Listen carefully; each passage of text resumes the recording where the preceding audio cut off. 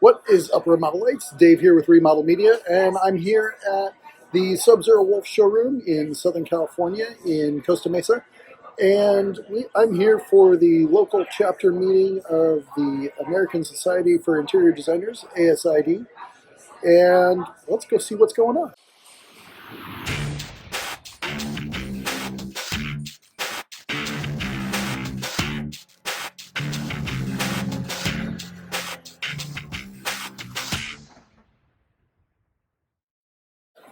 Well, this is new, or at least it's new to me.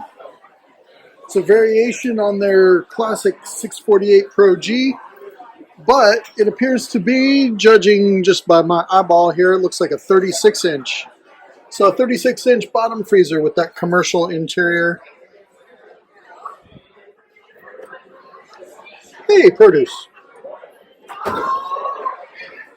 Although I will say, with that clear door, you better be organized. There's that 648 Pro G right there. That's Daniel LaRusso's refrigerator in the series Cobra Kai, which I talked about in a previous episode.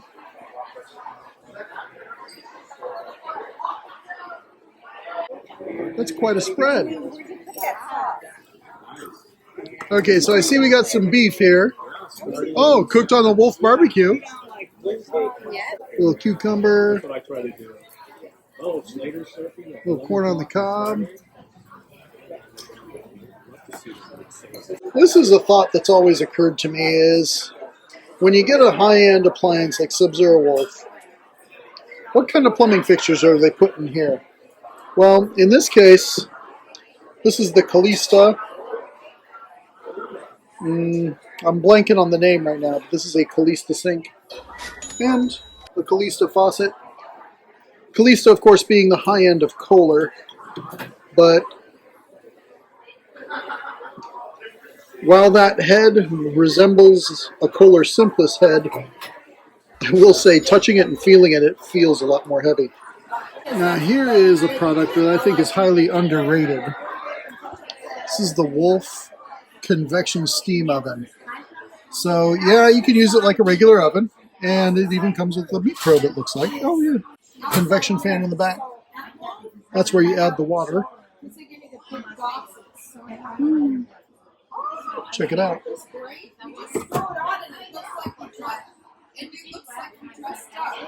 Push the gourmet button. Tell it what you want to cook. I want to warm up some pizza. Fresh pizza.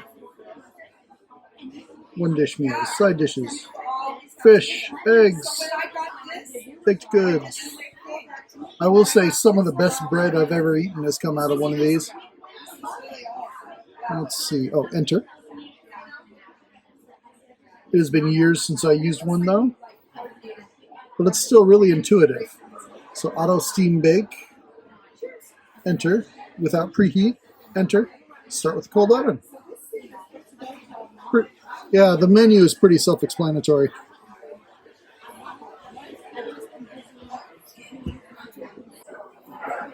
Thank you everyone for coming tonight. We appreciate you taking time out of your busy schedule to spend it here with us. My name is Jessica Jones. I'm the ASID Programs Chair. My co-chair is Pam Bogner here, and we both plan to facilitate all of our ASID Orange County monthly mingles. I want to thank the showroom tonight, Sub-Zero Wolf and Cove, for hosting this amazing event, and Lux Magazine. We're going to have a few words with the president from ASID, Michelle Prada. Hi everyone, welcome! Woo! Summertime is here. We're so happy to be in the house at Sub-Zero Wolf. This is our favorite, right? Tracy Berg laid it out for us. Chef Molly, it's her birthday tonight. Happy birthday! And she's cooking for us on her birthday. You never get that. And we have an incredible speaker tonight, Bridget Bueche. I'm so excited. Thank you, Michelle. I'd like to introduce Shannon Ratcliffe from Lux Magazine. She's going to say a few words on behalf of Lux Magazine, Southern California. Good evening, everybody. I just want to say thank you so much for inviting Lux to be a part of this great event. We're honored to be your media partner. We've got a photographer here, Alicia, who's busy taking all of your photos. And what we'll do is we'll share them with Michelle and Jessica, and they'll send them out to you. And we hope that you continue to post and repost all about the great things that ASIDOC is doing, along with Lux Magazine. Just quickly, so you all know, my team is here. They're scattered throughout the showroom. But for the Southern California magazine, we're working on, crazy enough, take a deep breath, our November, December issue. Scary enough. So if you're looking to promote yourself, you've got a great project, please make sure you find me, grab my business card, and reach out to us. In the meantime, we're really honored to be your partner tonight. Thank you. Thank you so much, Shannon. Really appreciate it. And I'd like to introduce the Vice President of Sub-Zero Wolf, Kevin Healy. Thank you. Thanks for coming to our show tonight. You know, we've as you see, we've gone to a painstaking process of design and quality to set our products apart, just like you guys do within each of your projects in the design elements, the quality of products you put into your designs. We hope to continue to be able to be a strong partner to you guys as you go. One important thing to understand about this showroom that we have here tonight is we don't transact anything out of here. This showroom is specifically just a resource for you.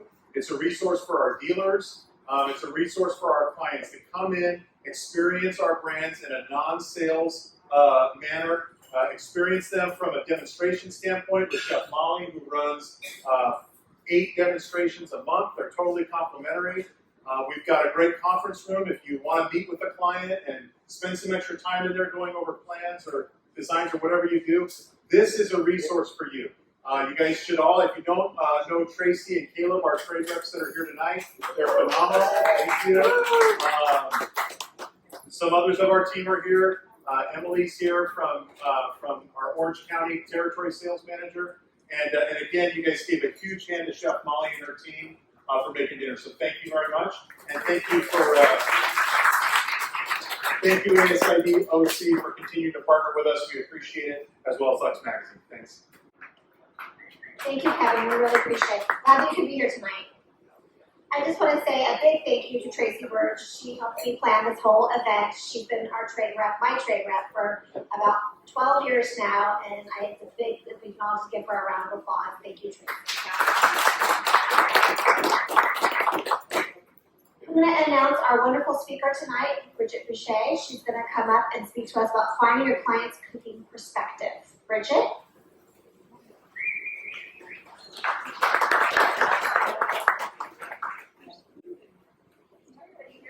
Can everybody hear me well? Hello. Thank you so much for taking your day out, your evening out, and spending time with us. First, I'd like to thank Tracy Bueche.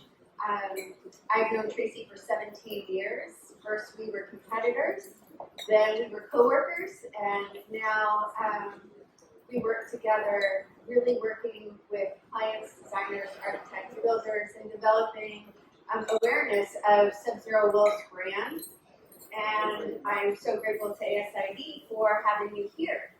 And the reason I'm standing in front of you, I believe, is because of my experience. So I have been in sales, and I have also run teams. I am a chef, I'm classically trained, and I am currently a consultant.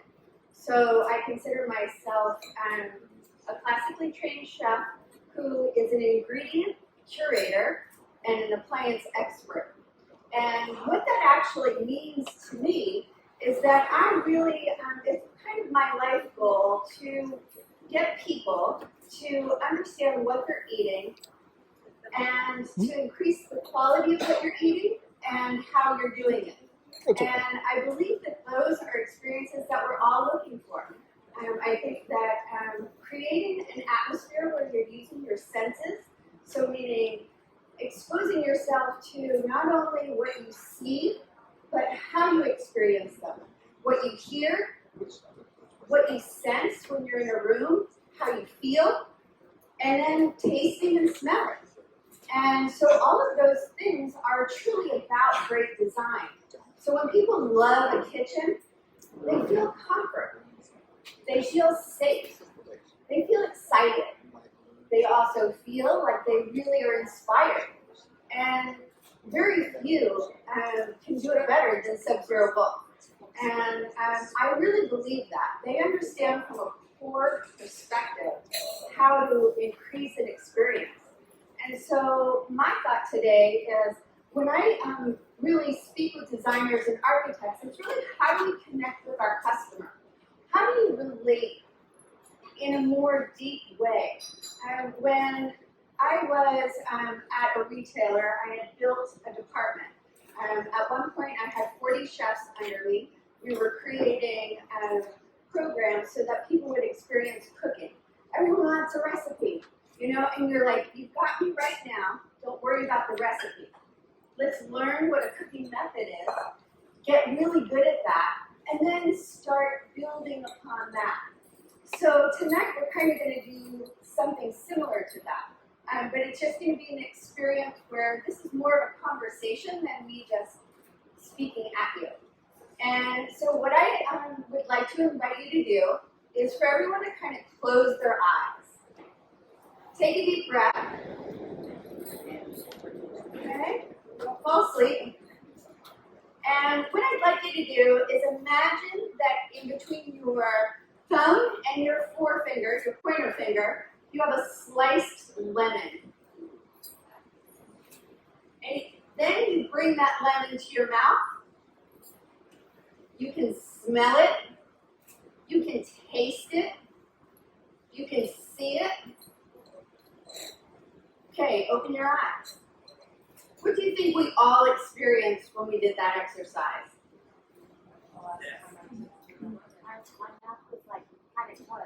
It was salivating. Almost everybody, I'm sure, if you didn't recognize it, will salivate. Your brain triggers things that you remember. So when you do more than one thing, in a sense, that triggers a memory. And it actually activates in your brain. And so when we're at an experience center, like Sub-Zero Wolf, you see the lights, you'll smell, you're experiencing the contact of the person who's walking you through, and then hopefully you get to taste or touch or play. And those are the things that really create great experiences. Now when you're with your customer, we have a couple different things that designers do, right? You create boards, you'll ask them to go on Pinterest, you'll have them look at things, then you'll come back and then you'll talk to them. Most of your clients are not experienced at doing this project, but once, twice, maybe 3 times in their entire life. So sometimes they don't even know what they don't know, and they really think they're focused on one thing, and then you go down a whole entire different path. Anybody know what I'm talking about? You've experienced this before? Right? I really never want to have that, and then you end up with a kitchen that has exactly that. You're like, huh. So my thought to that, we really bring people in a connection and really connect with them versus looking at pictures on Pinterest or Instagram. It definitely gives you inspiration, but it doesn't allow the person to adapt what they are. A lot of people are not familiar with talking about themselves. They'll say they have children, they'll say they're married, they'll say they have blonde hair, they'll say they like cooking, but let's go deeper than that. How do we get people to connect on that level? And the way we do it is really by intriguing them. You kind of got to pull it out, right? Who are they? What do you like? What are your food preferences? So once you start activating their senses, things go into a different direction. Now, I kind of want to bring this up. We did that exercise. How many people thought about a lemon, and it was the yellow variety called the Eureka lemon? Did everybody think of a Eureka lemon? Lemonade, lemon, right?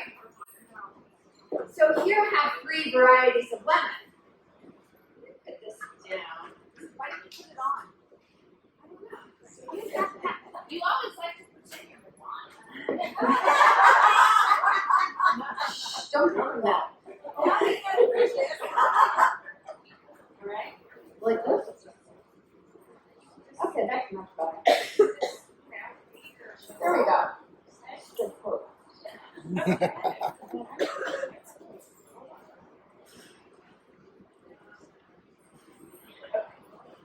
Missing my cone bra.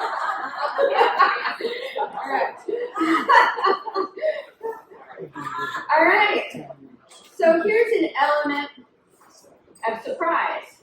So this is a pink lemon. This naturally grows as this is. It's striped, variegated, green on the outside, and it has a slightly less acidic taste, and it's a little bit sweeter.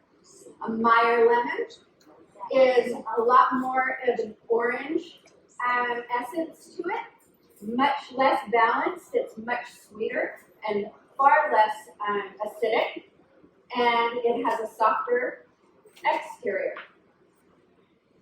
Okay, I'm going to pass these around, and when you touch them, it's a different experience than me actually explaining this, right? You'll smell it. So it's called a pink lemonade, and it is a varietal. It naturally grows like this, and it's fun. They're at Bristol Farms right now. Actually, lemons aren't actually in season. We are lucky in the United States to get food from all over the place, but lemons are actually more of a winter fruit. So I'm going to pass these around. Learn something new every day. Play. I said learn something new every day. To conjure up what lemons do, let's talk about how you connect with the consumer. So when we're talking about cooking, what do you do to activate the cooking part of your conversation for a kitchen? How do you live, right? Where do you shop? How do you shop? Are you a farmer's market person, right? Why does it matter if you're a farmer's market shopper? Why would that matter to design? Anyone have an idea?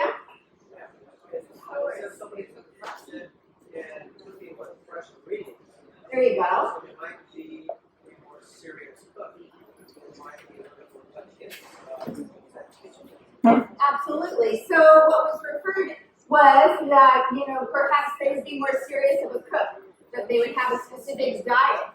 So these are questions that you would actually ask them. We go a little bit further, right? We'll say, okay, so what's your preference in reusable bags? Why would this matter? So when you start looking at a sub-zero, you start talking about preservation. You know that somebody went to the market, you know that either they shopped at Bristol Farms, or that they shopped at Whole Foods, or they went to the market and they care about their food, right? So sometimes when we're looking at things, we're like, okay, what's the right equipment for that person? When you really define what the right thing is, it's not enough stuff, because you're actually connecting people with brands that are like them. They identify with the brand.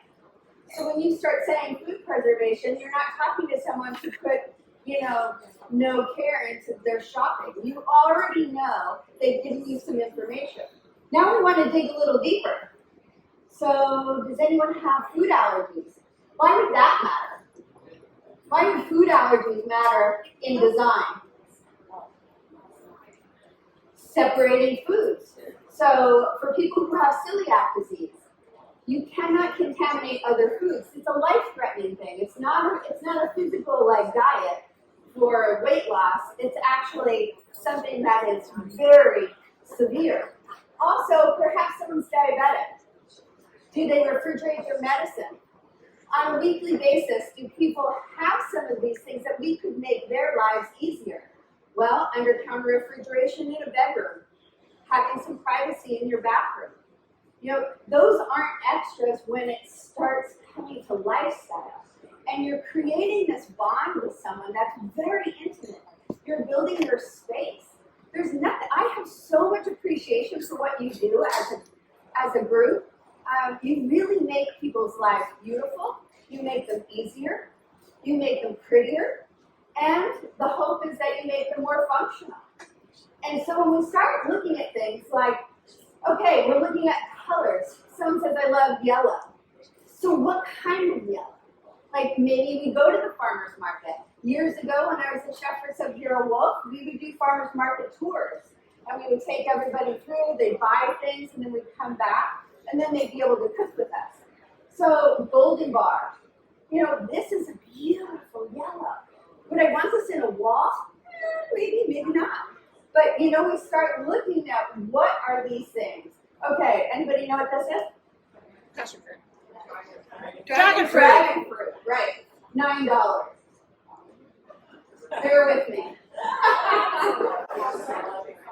Okay, so when we start experiencing things, how many people set an appointment and then either come to the showroom or have a showroom and create an event for the customer? And when I say event, have tea, have coffee, have an experience. How many people have an experience for their customers? I try. Okay, and tell me how that looks.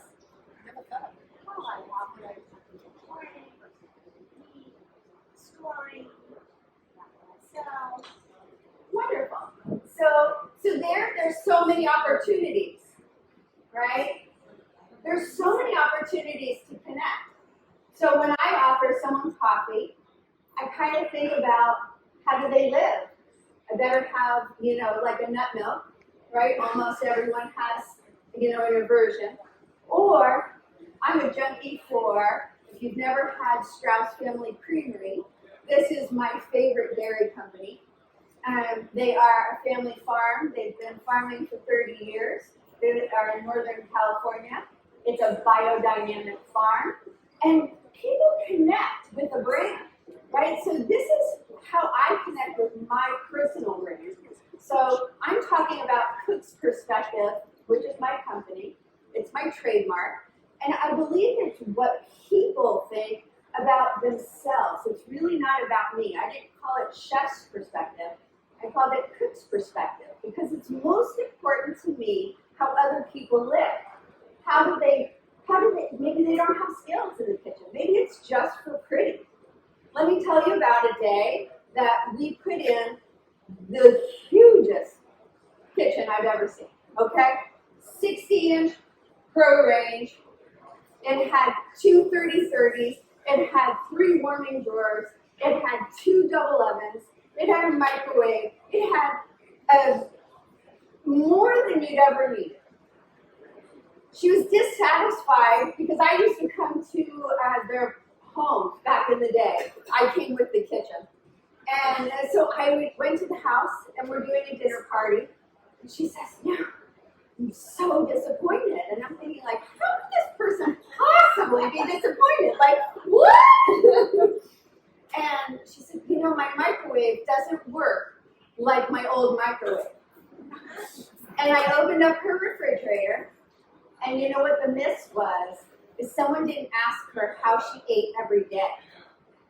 So they were all about buying the products, right? We had everything. Her husband was the cook. She actually was the person who ordered food from the chef that got delivered and got put in the refrigerator. And she microwaved her food every night. So what would be the answer there? One, I would have said convection steam oven. Let's not microwave that in plastic. Or, okay, let's get her the different style microwave and not maybe an under-counter microwave.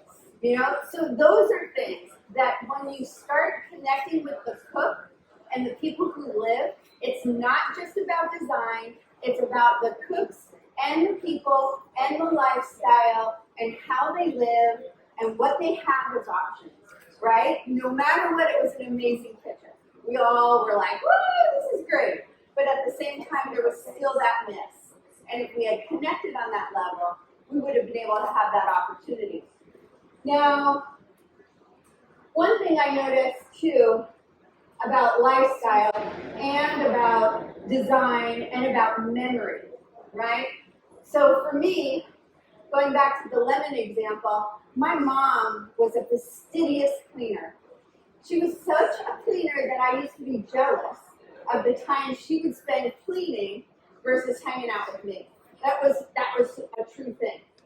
So when I smell lemon, I think about how cool it was when I got to pledge the wooden table before we'd have an event. And that smell, my mom's passed, and it's been 13 years. I think about her every day on so many levels. But whenever I take pledge out, I still think of her. And it's something that's embedded in me. And so when I think about a wood table, I think about those times. I connect because I think about, lemons and fresh and clean. And then I start thinking about like cleaning products and how Williams-Sonoma has a Meyer lemon hand soap. And I love having that because then when I'm washing my hands, it's really instilling that memory again. And so these are all things that as a designer, you have at the touch of your hand in more of a solid form, right? So we're talking about structure. How do we build those memories within structure? And it's by great conversation. It's about really taking color charts and then let's apply them. Look at, so if I say, oh, it's a tomato red, well, this red is a little different than this red. This is a Japanese tomato. This is a traditional early girl. And so when I start looking at colored chips, we really start defining what that is. But it's in a way that you're really relating to the customer in a much more tangible way. They're touching, they're feeling, they're not looking at a post. They're actually looking and feeling and being a part of. I have a little experiment here. And I'm going to just randomly pass these out. And then, anyone, if you want to participate, raise your hand. So each of these pictures is some type of food that's been cooked. Attached to it is a personal experience that I've had. So one, I've cooked all of that food. And then two, there's an experience that's tied to an appliance. So let me take my first volunteer right back there. What do you have? What's your picture? So there's hummus, and there's pita, and it's drizzled with olive oil. It's straight on a counter. And that was a hearth oven kitchen that we did. It was a slab marble. The hummus is made with white bean instead of garbanzos. And when I think of that day, I think about a person who wanted a kitchen that created family experiences. They wanted tradition of their life. And when I asked her, what would be the one thing that we'll be able to celebrate together when you get your kitchen of your dream? And that was it. It's that simple. It was hummus and pita, right? It doesn't take a lot to make that happen. But she made it all. She made it in her kitchen, and we had the most lovely night. So in her heart, that's what she wanted, and we built a meal around her dream, and we were able to really experience what that was. Let's see what you chose. Okay. So here we have a really beautiful selection of organic thigh and leg chicken. And it has a chimichurri, and the greens are popping.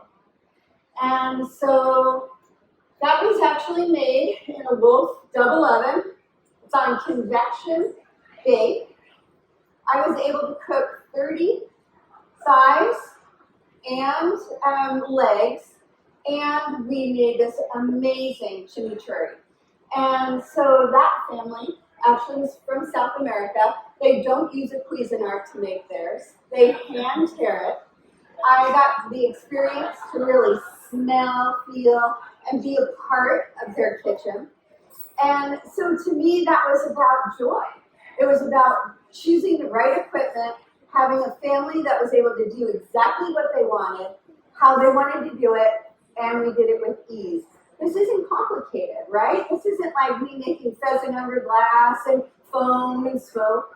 It's about connecting and asking them, you know, what is the memory that we're trying to get to? You know, it's about a roast chicken dinner on Sunday. That's what's important to people. You know, how they live, meeting them where they're at. Let's see what your picture is. So here, this is actually about Burrow Furnace, which is a handcrafted cast iron pan. They're handcrafted by a young couple in the northern part of New York.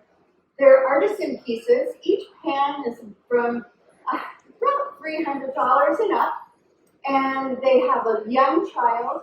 And I do a lot of work for them because I love the brand.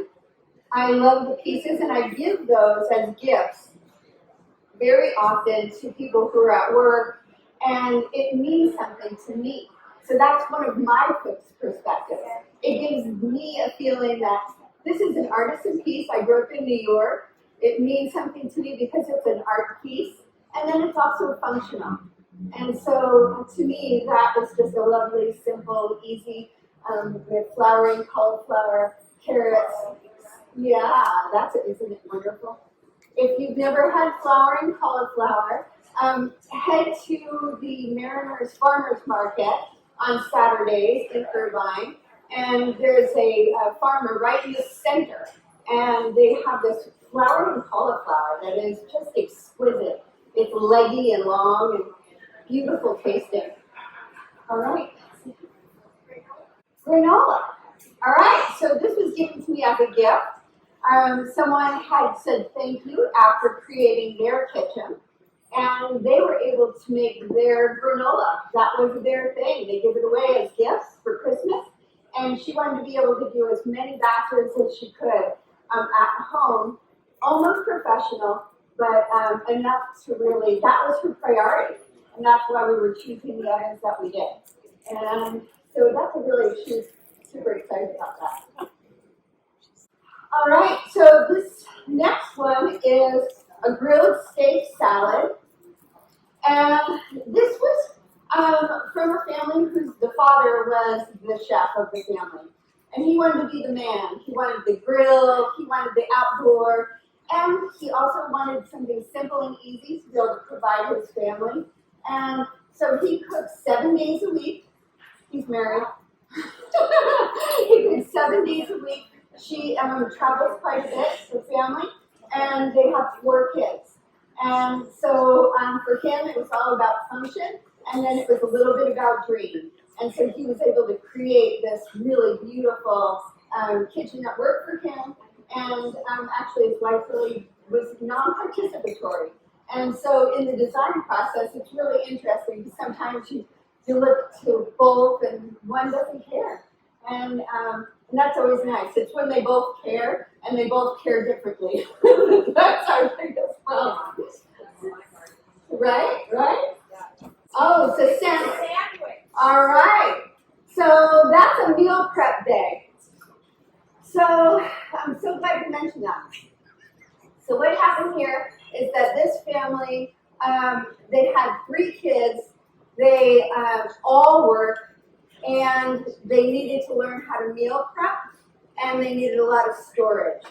And so she did baking on a monthly basis, and then making sandwiches was kind of her thing, and then having enough food all week long so that she didn't have to cook throughout the week. She just was reheating.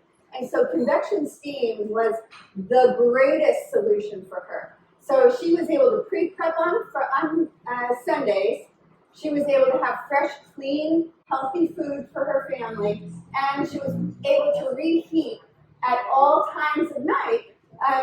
Someone's coming home from soccer, someone's coming home from work, someone was coming home, and they had fresh, clean, healthy, warm food.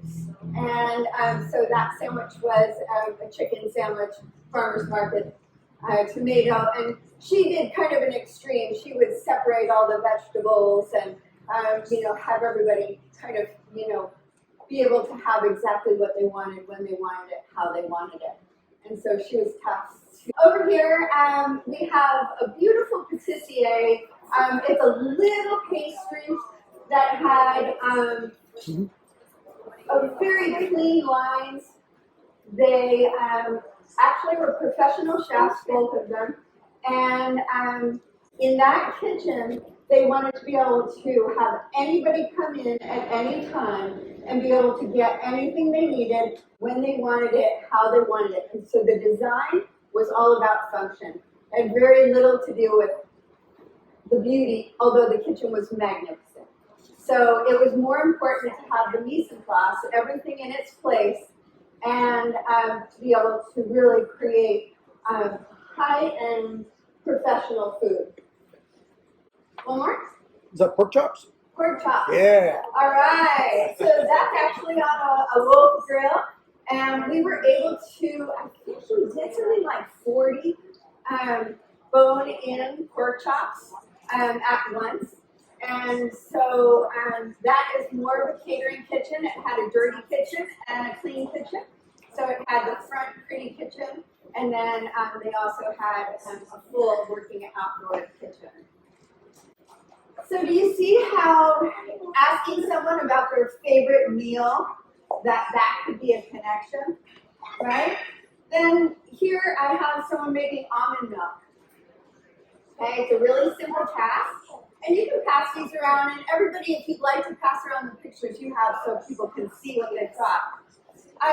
Really the process is quite simple. You soak almonds in water, then you take a blender, you blend 1 cup to 3 cups of water, and then you strain it through cheesecloth, and then you filter that several times, and you've got almond milk. So there's people who have almond milk, and then there are people who have almond milk, right? And so for me, that's my cook's perspective. I really love fresh almond milk. At the farmer's market, I don't like spending $9 for a half a quart. So I will do the work and kind of get it done. But then that comes down to a pantry. So we start talking about pantry, we start talking about spices, we start talking about seasonings, we talk about making almond milk, we talk about tea. And those are huge luxuries, to have space for things you love. And so when someone says they like having tea, not always is it in a tea bag. Here, I made a blend of tea. And this is rose, it has lavender, and elderberry.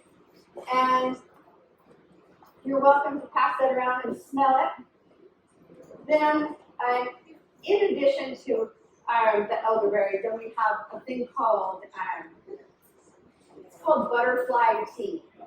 And so it comes from Thailand. It also can be called pea flower. And can you see how beautifully blue, dark blue this is? Okay, that's how the tea comes out. Then, well, I'll back up. So I call this the monk's tea.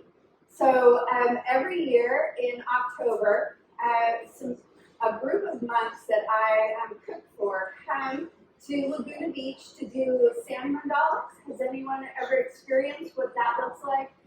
They have these little tools, and grain by grain, they create these amazing mandalas. And they travel throughout the country, making awareness of their practices.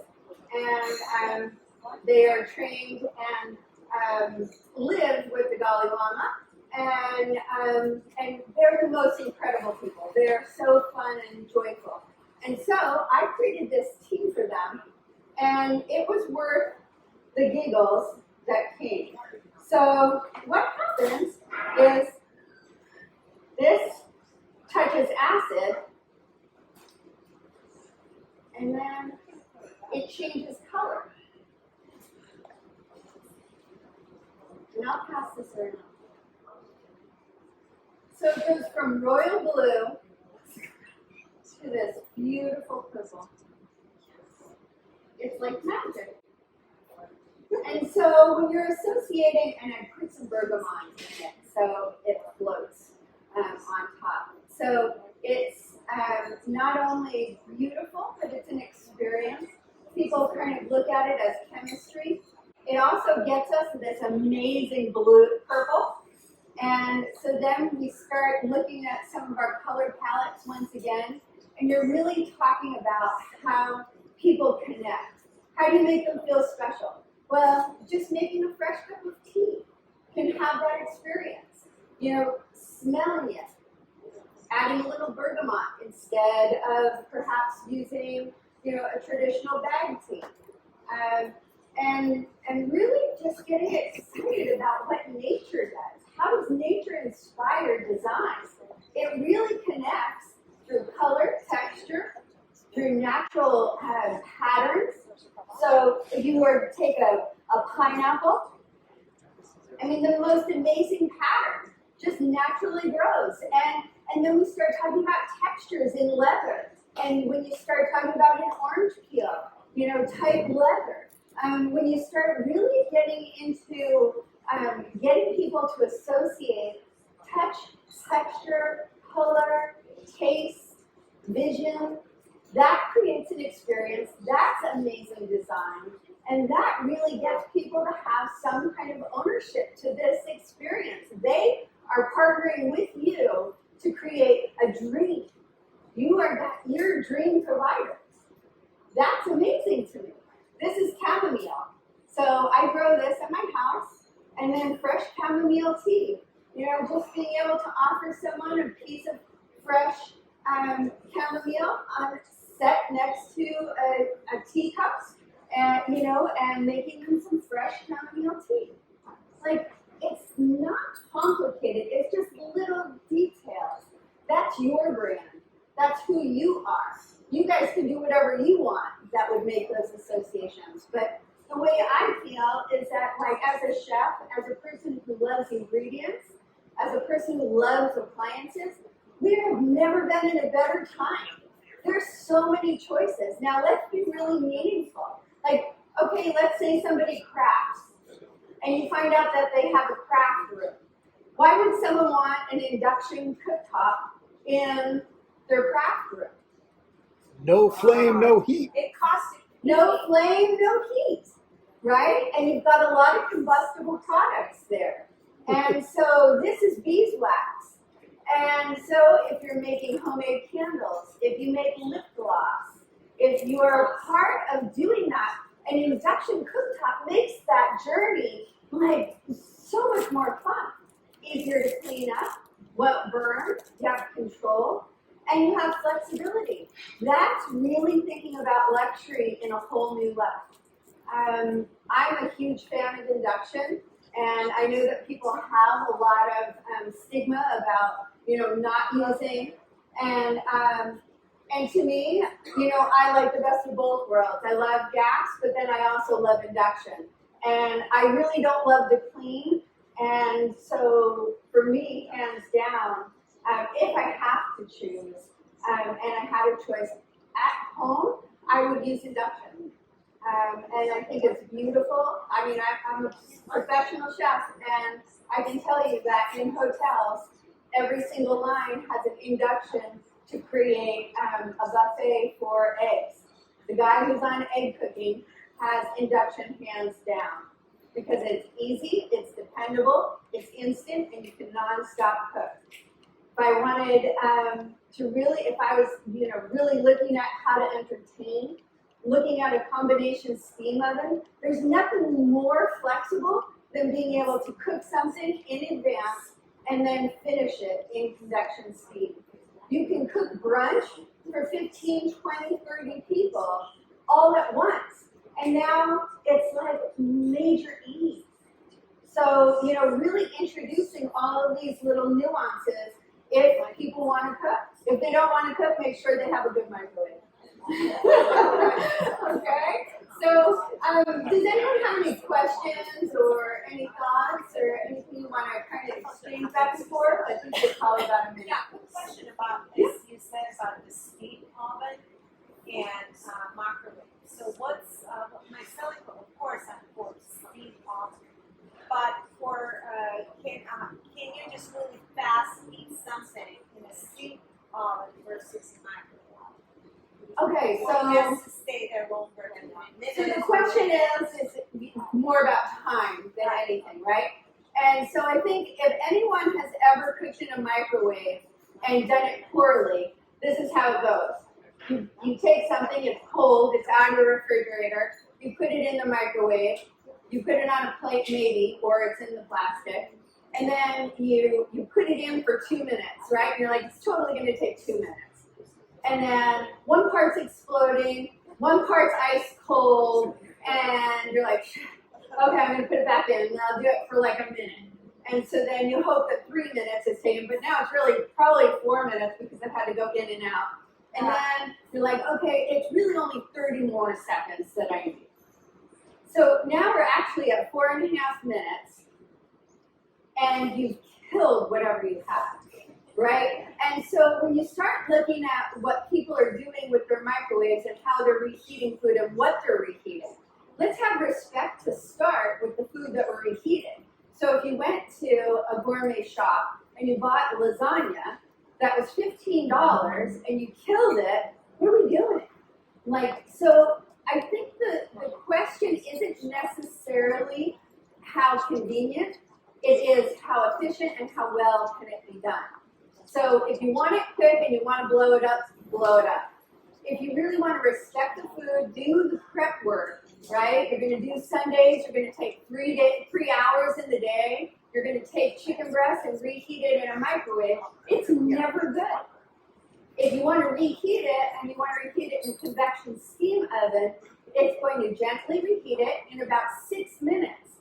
So if you're talking about like the time difference, you're preheating it for sure, right? About 3 minutes to get to 212, and that's where steam's created. And then you're throwing it in, and then it's another 6 minutes. Ice cold. So I mean, for me, I'm okay with it. Some people might arguably not have 3 additional minutes. They're really busy on Instagram. Super busy being a good mom, taking pictures of lunch. So, but I mean, I think that's the cook's perspective. You really have to look at, is that person, because I'll tell you something, and I'm not making fun. Sorry, question is, if I have, it says like oven, the microwave, and Whole Foods says microwave, like 10 minutes, 15, I'm not a microwave person. Right. I want to explain and sell the steam oven to my client. It says, how about it says microwave 5 minutes? Doesn't say steam. Right, convection steam. And I think you will see it very soon.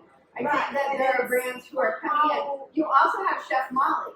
You also have, this opportunity, for, you're really not messing up something that's been in the freezer. So the fact is almost everything takes 6 minutes to reheat, right? If it's both ways, that's what I'm saying. You can put the same product. Same product, exactly. You can use a microwave-ready food and steam it, and it will still taste better than it did in the microwave. So, and you can take it out, put it in a bowl. You can keep it in the plastic; it won't melt. So that's the way to go. And I do have this one quick story that, it kind of explained it. This gal had come in, and so I'll totally profile. She came in, and it was a hot pink velour sweatsuit, and it said "juicy" on the butt, and she was ready to rock and roll. We were picking out products, and she had a very big ring, and so I made all of these assumptions, right? And so she said, "I just want the best of everything," and so I said, "Okay." So then we're going to do this, and then we're going to do this, and then here's the convection steam oven, and so then she goes, "But I'm so confused. Like, how am I going to reheat the waffles?" And I was like, "Wait, what?" No, she's saying cook the waffles, and I was like, "Cook the waffles, like in a waffle machine." She's like, "No, like cook the one with a toaster waffle wasn't going in the toaster; it was going in the microwave." And so what we decided is she needed a microwave. you know, and so it wasn't here for me to decide what she needed for her life. It really dialed me back. I know I prejudged. I'm calling myself out. And then I really had a better conversation with her because I was asking how she lives. What does she do? And she was able to give me an honest truth, you know? And so that's really what we hope to do is give people what they want, not what I think is the best thing for them. So my name's Bridget Bueche. My Instagram and my business is called Cook's Perspective. If you ever have questions about appliances, about food, and if you ever want to network, I'm happy to connect with you on any level. And again, thanks to Tracy and Sub-Zero, Wolf and Molly and the whole team here. It just takes a team to make this experience. And so hopefully you recognize their hard work and that it made you feel special and that we value who you guys are as designers out in the world, making, you know, beautiful homes and creating experiences for individuals. So thanks for your time, and I hope you have a great evening.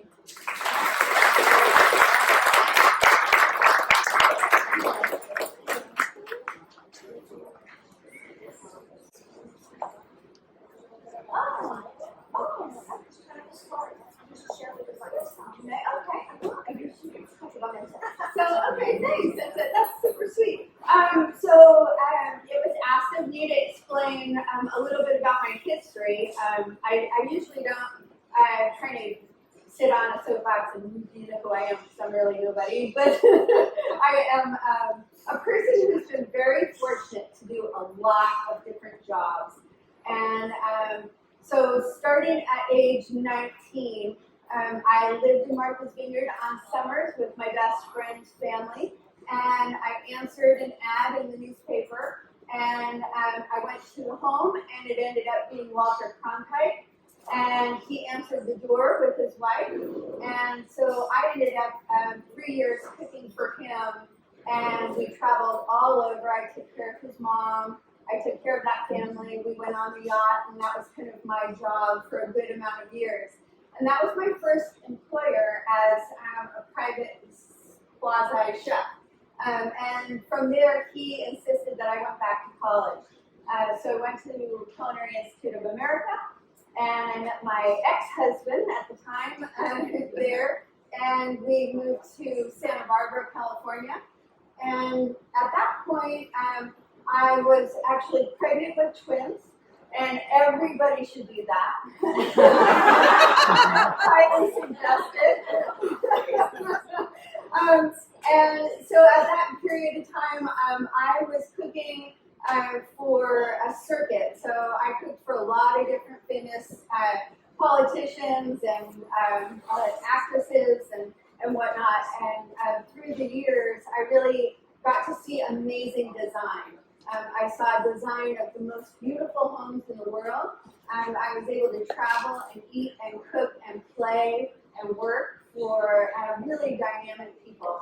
As my daughters were getting older, some of that novelty wore off, and so I started working in the food as medicine world, and I was working with physicians about 20 years ago, trying to reverse heart disease. I had my first AIDS HIV patient, and we were working on developing all of these different diets with physicians to try and reverse their illnesses. And as we see now, it's become even better and better. And we are getting smarter and smarter, and we can make people healthier, quicker, by just eating better. And so that's a huge part of what I do now. I work directly with farmers. I'm really concerned about our food supply. I really do think that more informed people make better choices, and they make them better for their children, they make them better for us, for our wellness, for our health care, all the kind of big issues we've got going on right now, a lot of it has to do with food. And so for me, it is always my wish for everybody to vote with their dollars and to support companies like Sub-Zero Wolf, like food brands, people who are making quality products that make lives better. And so now I'm a consultant, and I'm heading onto a farm, and for the next 3 months, and it's actually my dream job. I'm heading to Ohio, and it's called Chef's Garden is the farm, and I'm going to go consult for them, and we're working on generating a new revenue stream for them. And so it is a delight, and my career has taken me to a lot of tasteful